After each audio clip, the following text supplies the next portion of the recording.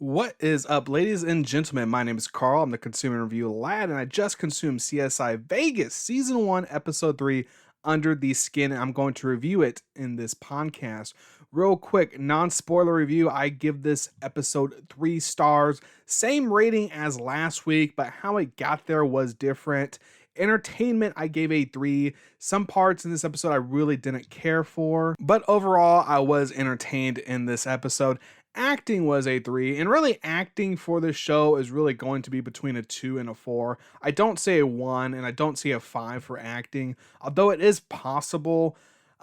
But more than likely it's going to be between a 2 and a 3. I really don't even see 4s for acting in this CSI series, but like I said, it is possible, but more than likely it's going to be between a 3 and a 2. Episode 1, I gave this a 2. Last week it was a 3. And at times in this episode, there was some decent acting and really some not so decent acting, but overall it was mostly decent acting, so I gave it a 3. Story is a 3. So for the first time in CSI Vegas, I gave a story something other than a 2. Last 2 episodes were a 2, but this one really, in my opinion, slowed down the process of solving the crime. It gave the viewers at home a real good chance to solve the crime for themselves, which I don't think episode 1 accomplished. And episode 2 was just really just all over the place. They really didn't explain how they got to where they got at the... They didn't explain how they got to the main location in episode 2 very well. In my opinion, this episode, everything was explained very well. There were some points in the episode where I thought the writing was kind of slacking, but everything logically made sense. And overall, it was about average, so it got a 3. Presentation was a 3, nothing bad or amazing in this episode, just average presentation. So overall, CSI Vegas Season 1, Episode 3, I give it 3 out of 5 stars. Now, for the spoiler part of this episode, so I'm going to be spoiling the episode. So if you haven't seen the episode yet, do not listen to this next part of the podcast. So as is the norm with these episodes, there are 2 main storylines, the murder of the week and then the David Hodges case. We will start with the murder of the week. So this episode started with a girl jogging through the Vegas Strip, which honestly has had so much action so far in this series. And she's jogging through the Vegas Strip. She's going to meet a friend at a fountain. But before she can meet the friend at the fountain, someone stabs the friend and just leaves her body in the fountain. And she's running through a dark alley, and she sees 2 suspects pretty much running out of the alley towards her. So she hides from them so she doesn't get caught by them. The girl who was stabbed is some big shot in a video game company.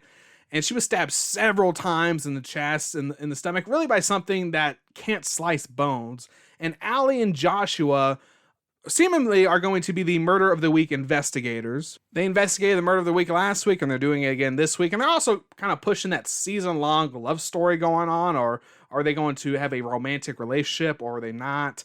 There's no other third wheel aspect in this. I think episode 1, there was a character who kind of seemingly was going to be like the third wheel in this trio love story, but he has yet to appear last episode or this episode.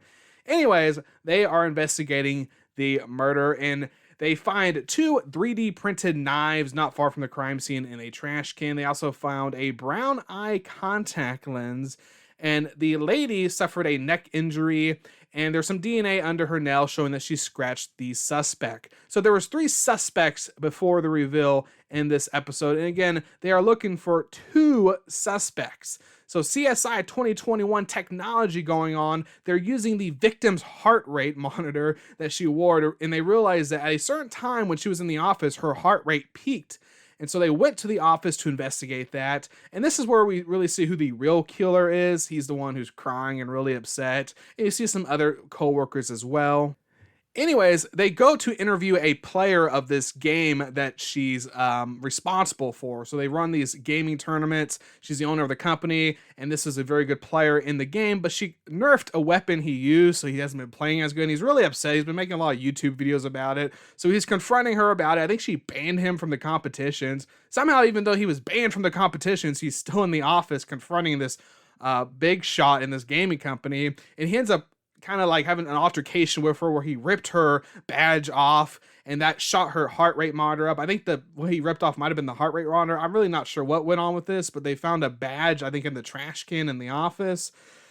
Anyways, they interviewed him, and I think his arms were scratch free. I don't think he had blood on his hands. He was cleared for whatever reason. He was cleared. Next up, Joshua finds that the suspect walked in front of an ATM. Not only did he walk in front of an ATM, he took the time to stand and pause and pose in front of that ATM, so it had a good clear shot of the face.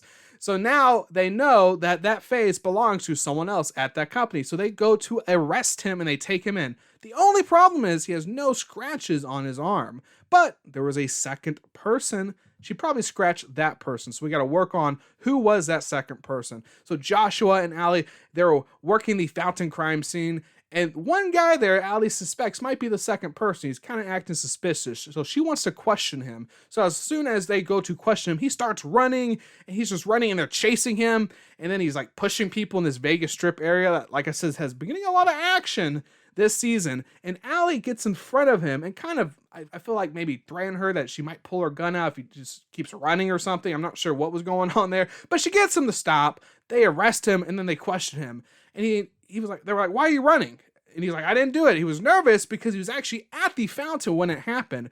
He saw the person who did it, but he went to help the girl, but then ended up running from the guy, thinking the guy was chasing him. And then he even mentioned when he was running from the guy in that alley, he actually passed another girl hiding in the alley. And they checked his hand and arms for blood, and he had no blood. So they cleared him. And then that they realized that second suspect myth is actually busted. There's not a second suspect after all.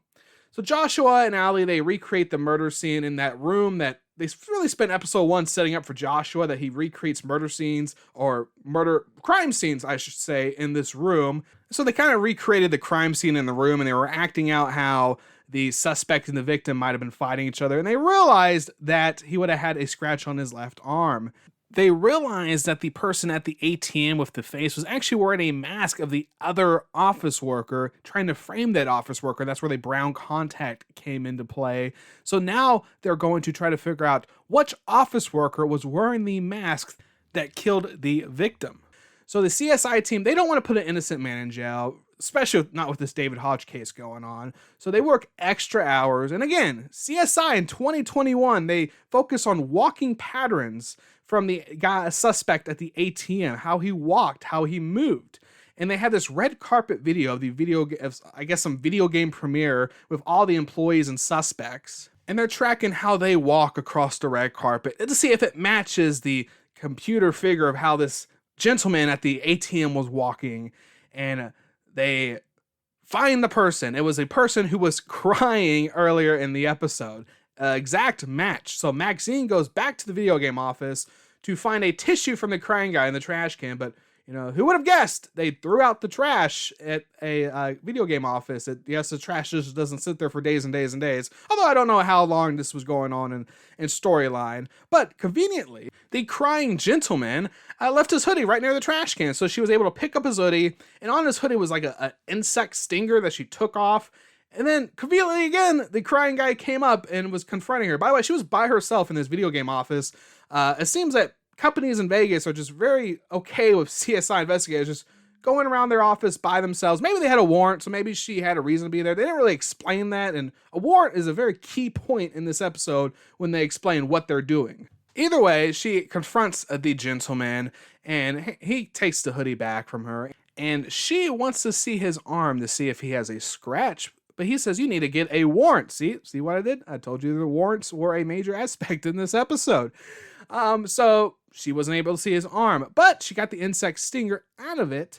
So she goes back to the lab and she asks Gil for his advice on the stinger. And he says what type of bee it's from. It's some sort of underground bee. They know where the crying guy's mother lives. They know what part of Nevada, so they go there, and there's several hives in this dirt of these bees, and they just go from hive to hive to hive, and they find the one hive he dug into, and so they dig up and they find a burnt mask with his DNA on it.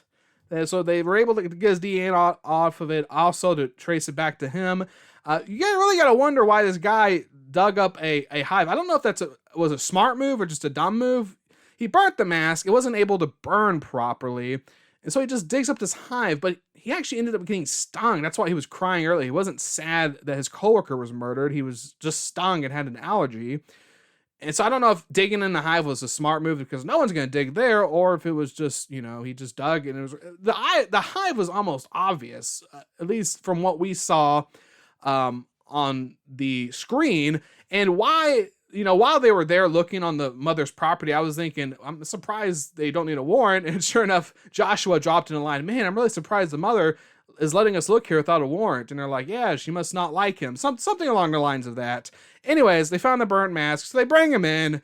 They show him all the evidence, and they say, show us your arm, and here's a warrant, so you need to show us your arm. He shows their arm, there's a scratch. So case closed, they found the murderer. So I thought this murder of the week was a lot better than the last two, definitely. I feel like the viewers at home had a chance they actually solve it, and it all made sense. It all connected well in the end. So there was no like jump and like, how did they get there? They explained it very well how they got to the end there. Okay, next up is the David Hodge storyline. So there's an internal investigator watching over the CSI team as they work. And in this episode, a judge ruled that 8,000 cases are now working with a law firm and will go to court and could possibly be thrown out. So Gil and Sarah, they're still working on the animal abuse case, and they find some blood in the dog's tooth, but there's really not enough DNA to really make a solid match, but there's enough to kind of build a profile. So they're looking for someone with South American ancestry, and there's an age, I believe is like 45 to 65, and they also found the murder weapon that was used to kill the dog. And in the process of finding that weapon, they find a room to David Hodges' house that Gil had no idea where it went to, and David Hodges' pregnant wife said, oh, well, that's going to be the nursery. And oh, you know what? There's actually some of his boxes in there after all. They weren't all in the garage. They're in this room, which, of course, last week they looked in the garage. They couldn't find any evidence of a break-in. Well, now they found this room that had some more of his stuff. They go in and there's a little bit more evidence of a break-in. So much evidence, in fact, they find some sort of skin cream on one of the boxes. And they also ruled that one of the photographs were taken, and they probably used that photographs to be able to copy David Hodges' fingerprint to plant at the crime scene in the storage unit. While this episode is going on, Gil's having to move his boat from one port to another port. He's also having some dizzy spells. And at the end, we find out he's apparently land sick. So he's been in this ocean for so long, going back on the land, he's getting dizzy spells and becoming land sick. And finally, they also find a picture of everyone who's been into the evidence room, and they have their pictures pulled up so they can see who stole David Hodges' stuff and is framing him. And at the very end of the episode, the investigator watching over the CSI team is moving their investigation into the David Hodge case away from them outside the Las Vegas lab, about hours away in a different city. So it's looking like the CSI team's going to have a lot harder time trying to gather the evidence and help solve this case before it goes to court and David Hodge goes to prison and the 8,000 criminals that got locked up are released. Overall, I give this episode a 3 out of 5 stars. Episode 1 was a 2.5, last week was a 3, and this one was also a 3. I'd like to know what you ladies and gentlemen think of this CSI episode, so tweet me at consume_review. If you're watching this on YouTube, leave a comment down below. If you're watching this on YouTube and you liked it, please go ahead and click that like button. If you didn't, please click subscribe. You might enjoy a future podcast. Anyways, my name is Carl. I'm the Consumer Review Lad, and this has been the Consumer Review Podcast for CSI Vegas, Season 1, Episode 3, Under the Skin. Peace out.